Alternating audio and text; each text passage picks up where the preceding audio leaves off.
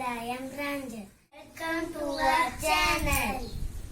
Wish you all very happy Gandhi Jayanti. Gandhi Jayanti is a national festival of our country. It is celebrated on 2nd October every year. Mahatma Gandhi, the father of our nation, was born on 2nd October 1869.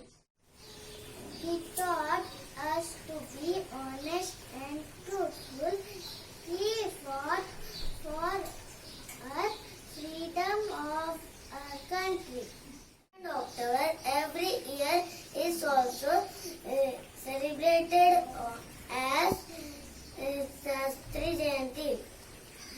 Sri Lal Bahadur Shastri was born on 2nd October 1904.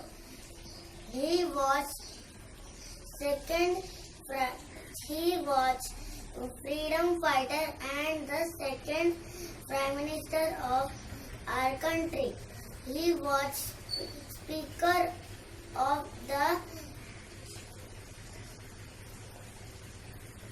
famous slogan Jai Jawan, Jai Kisan, Jai Hind.